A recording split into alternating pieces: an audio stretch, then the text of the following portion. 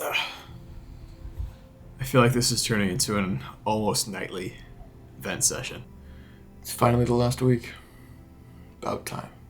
My body's doing some weird stuff now. There have been reports of prolonged delirium with use of Priol. If you want to become a physician and you don't know how to communicate with people, you will not be as effective as you could have otherwise been.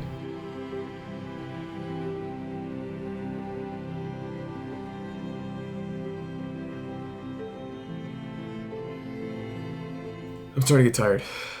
I haven't shaved, obviously. My energy levels at home are almost zero. I get through the day on, adrenaline when it hits, and you go there and you just kind of do your job and you fall into your routine, and that's part's easy. But when you come home, it's just like, all right, well, now I don't have to move. And this far into the rotation, my body's starting to do some kind of weird things. I'm usually the kind of guy who has to eat like every 2 hours or else I'm just starving. And yesterday I didn't eat until I got home at 5:30. I can't tell if that was because I wasn't hungry or because I was busy or maybe a combination of both, or maybe that I'm only hungry because I'm not that busy and that hunger is actually bored hunger and not real hunger. I don't know. But my body's doing some weird stuff now and I don't like it. I don't like change. Today's my final call day, so this is the last day that I have to stay super late. So usually, 10 o'clock is kind of the earliest that I'll get out. Usually the night people show up at 9, and we do sign out. Usually lasts until 9:30, 9:45, give or take, depending on how busy we are on the unit, depending on how many times we get interrupted, and then I'm usually home by 10. But that's not always the case. Sometimes other stuff happens and we get distracted, but we'll see. If you've been watching this over the course of the last 3 weeks, or now 4 weeks, I guess, you'll notice that, we get some victories, we get some losses, and the losses always hurt more than the victories uplift us. And it's just something that you rotate through, and it's not sustainable. It's like, you can't be a resident in the ICU forever. It's just, you just can't. Your body would start to fail, your mental would start to fail, your mind would just go to a dark place. It's not a good spot. But, a month, you can do. It's a stressful month, and it's a difficult month, but it's possible, This is my 7th or 8th month in the ICUs in residency, and it's my last one. And, I've done it a bunch. Some of them have been better than others as far as my mental state and my mental health. But, that's kind of how it goes sometimes. Okay, now for some call day highlights. I could very easily pretend that I get really serious in the elevator thinking about my patients, but in reality, I just try to keep my mood light. I find I'm a much more effective physician if I am less stressed, if my mood is good, if my mood is light, if I'm just kind of flowing with the day. That's when I feel like I'm at my best. Naturally, on any medicine rotation, especially in the ICU, the biggest part of the day is rounds. It's a lot of standing, but you know what? You gotta do what you gotta do. What I will say about our medical ICU, it's actually kind of a nice place to work, despite all of the emotional and mental and academic stresses that it provides. We work very closely with the attendings and the fellows and the nurses and the PCTs and everybody else that's in the unit, so it's actually a pretty enjoyable rotation. What's equally cool is we make a lot of friends with the RTs because, frankly, they know a lot more than we do about vent settings and how to fix all that stuff, so I've actually learned a lot from our respiratory therapists throughout the course of my residency, and I probably couldn't have learned it from anybody else. So that's a huge, huge hat tip to those guys and girls, and their teaching has been really invaluable. That being said, we still like to have a halfway decent time during the day. Now, finally, other than the direct patient care and the codes and the emergencies that, 1, I'm not allowed to show you, and 2, it would be hysterically irresponsible of me to show you, a lot of my day is spent looking like this. I sit in front of a computer, I am talking to my residency mates, my intern, discussing ideas, the attendings and fellows pop in, we chat about our patients. There's a lot of talking, there's a lot of thinking, and it is exhausting. Like, you have no idea. Thinking's hard, man, I swear. I'll get to how that call day went. Probably when I get home from work today. But I will say it's been a tough go of it the last couple of days. The mind still works beautifully, and I'm grateful for that. The body is exhausted. And it's tough that way. I was lucky enough to exercise for the first time in like 2 weeks yesterday, like a real proper exercise, not just kind of doing cardio, kind of going through the motions, but a real difficult lift.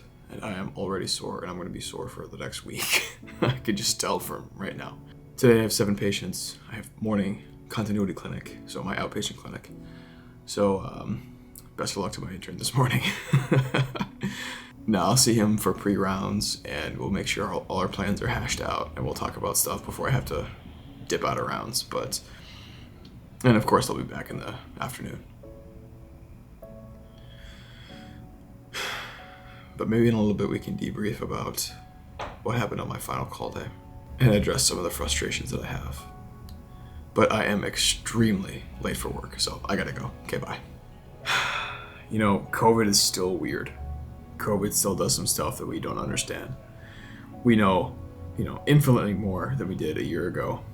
But sometimes we have no idea what's going on. There are still times in medicine where we are just without a clue.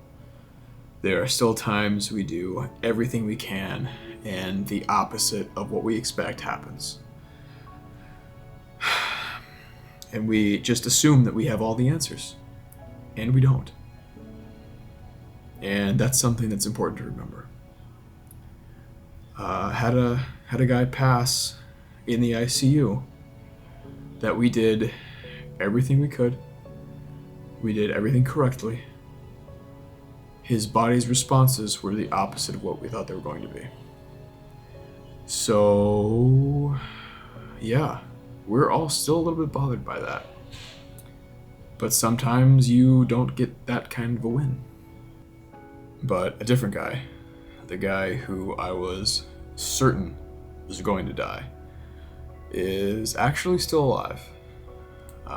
He went to hospice. He got to see his kids. He got to see his brother. His wife is next to him. He got to eat, which is something that we don't like the really sick patients to do. I still think he's going to pass, this week. But, he got to enjoy some things, like the people and the things that we take for granted. So, I guess that's a good thing. And he looked happy for a change. So, yeah, definitely a good thing. But I got one more day tomorrow, and then I'm done with the MICU forever. Hang tight. MICU is so weird. You are in the middle of it, and it just beats you half to death over and over and over again.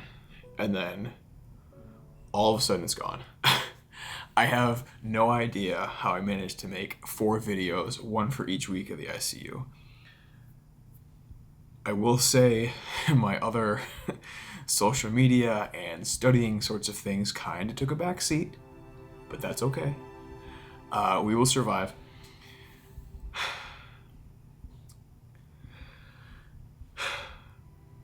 Ended the ICU on a halfway decent note. One of the guys who I've been paying attention to for a long time, I think I got him on my first call day. He is getting out of the hospital. He went through a lot of rough stuff. He was pretty sick to start with. He is a COVID patient and, had some comorbid medical conditions that were going to be a problem. And now he's going to go to an LTAC, long-term acute care hospital, to recover. He no longer has ICU needs. He needs a little bit more help than they can give him on the general floor, and a little bit more help than they give him at home. So he's going to go recover at the LTAC. And it's a step in the right direction. I can't imagine how frustrated he's been being in the hospital in the ICU for a month. But once his precautions came off, his wife was at the bedside every day, and she gave me a card because she knew today was my last day. So that was nice. You don't always get that. I am leaving all of my patients in very capable hands of a resident who was my sister senior during my first month of residency in July of 2018. So, kind of fitting.